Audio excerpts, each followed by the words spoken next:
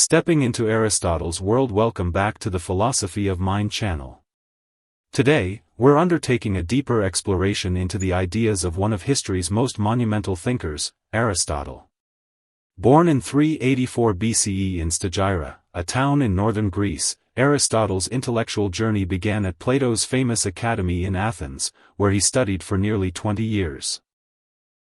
While profoundly influenced by his teacher, Aristotle eventually charted his own philosophical course, establishing the Lyceum and pioneering systematic inquiry across a vast array of subjects, from biology and physics to ethics, politics, logic, and crucially for us, the nature of the soul and mind.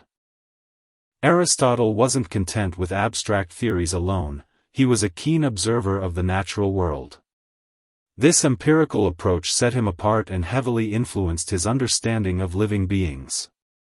When we talk about Aristotle and the mind, we're primarily delving into his concept of the psyche, often translated as soul or life principle. Unlike many modern perspectives that equate the mind solely with the brain, or earlier views like Plato's that saw the soul as an immortal, separate entity, Aristotle offered a profoundly different, and in some ways, surprisingly modern perspective.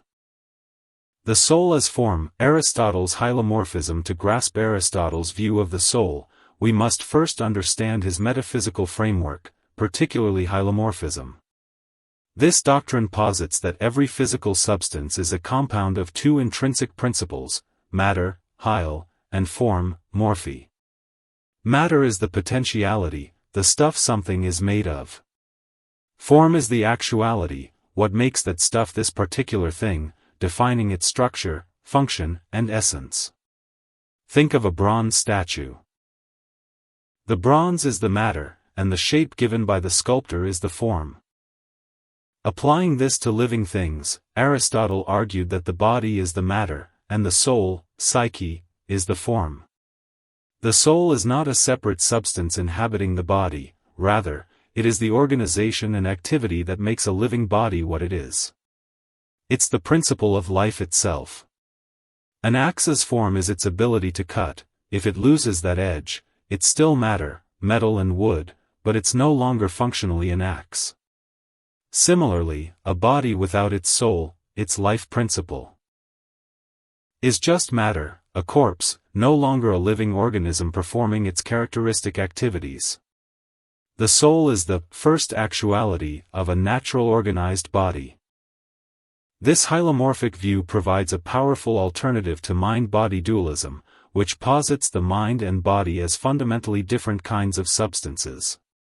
For Aristotle, the soul is inseparable from the body, much like the form of the axe is inseparable from the bronze of which it is made while it is still a functioning axe. The soul is what the living body does. This doesn't reduce the soul to mere physical matter. Rather, it elevates the organizational structure and capacities of the living body to the level of the soul. This hylomorphic view provides a powerful alternative to mind-body dualism, which posits the mind and body as fundamentally different kinds of substances. For Aristotle, the soul is inseparable from the body, much like the form of the axe is inseparable from the bronze of which it is made while it is still a functioning axe. The soul is what the living body does. This doesn't reduce the soul to mere physical matter. Rather, it elevates the organizational structure and capacities of the living body to the level of the soul. At the most basic level is the nutritive soul, shared by plants, animals, and humans. Its primary functions are growth, nutrition, and reproduction. This soul is responsible for taking in nourishment and allowing the organism to maintain itself and create new life. Next is the sensitive soul, shared by animals and humans. This includes all the capacities of the nutritive soul, plus the five senses: sight, hearing, smell, taste, touch, the ability to experience pleasure and pain, and the power of locomotion, movement. Sensation is crucial because it provides the organism with information about its environment, which is necessary for survival and pursuing goals, like food. At the apex is the rational soul, unique to humans. This soul possesses all the capacities of the nutritive and sensitive souls, plus the power of reason, logos, and intellect, Nous. This is what allows humans to engage in abstract thought, deliberation, understanding universal concepts, and pursuing knowledge for its own sake. Perception, imagination, and memory. Aristotle's detailed analysis of the senses in De Anima is a foundational text for the study of perception. He believed sensation occurs when the sense organ receives the form of the sensible object without its matter. For example, when you see something red, your eye receives the form redness, not the physical red pigment itself. Each sense is attuned to specific sensible qualities, color for sight, sound for hearing, etc. Sensation is the starting point of all knowledge for Aristotle. Beyond immediate sensation, animals with a sensitive soul also possess imagination, phantasia. This is the ability to retain and process sensory impressions even when the original object is no longer present. Imagination allows for mental imagery and plays a role in memory and dreams. It's a step up from mere sensation, allowing for a more complex internal representation of the world. Memory is the retention of these images or impressions, phantasmata, as representations of past experiences. Aristotle discussed how memory works through association. Recalling one image can trigger the recall of related images. This was an early attempt to explain the mechanisms of memory. From repeated memories of the same type of thing, experience is formed. The nature of intellect, Nous, the most complex and perhaps most debated part of Aristotle's philosophy of mind, is his account of the intellect, Nous, the capacity of the rational soul. Nous is what allows humans to grasp universal concepts and abstract truths, moving beyond the particular instances provided by the senses and imagination.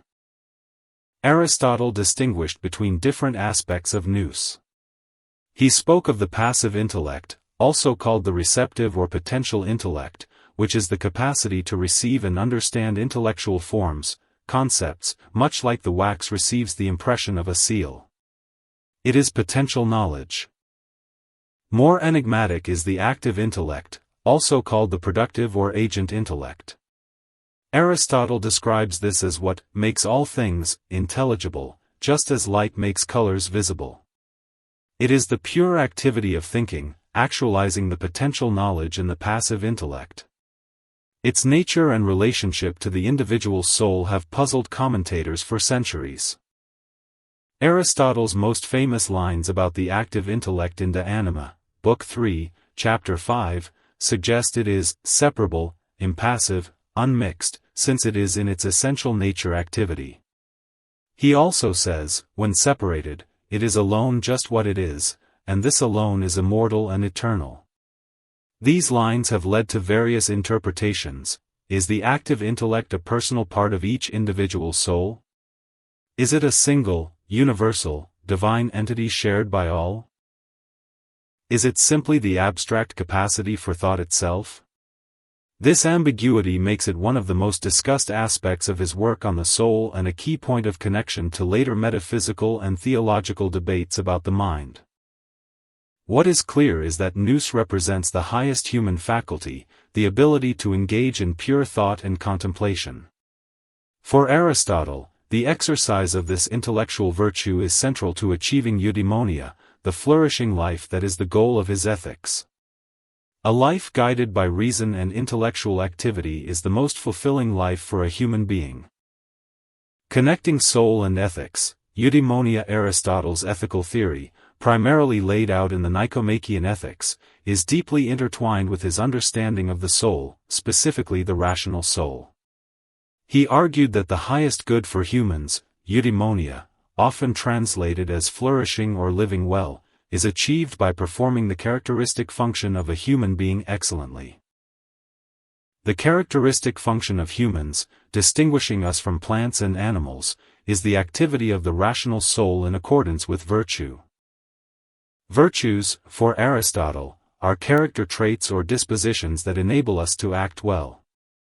He distinguished between moral virtues, like courage, temperance, justice, which govern our desires and emotions and are developed through habit, and intellectual virtues, like wisdom, understanding, prudence, which pertain to the rational part of the soul and are learned through instruction. Achieving eudaimonia requires cultivating both types of virtue, but the highest form of happiness lies in the exercise of the intellectual virtues, particularly philosophical contemplation.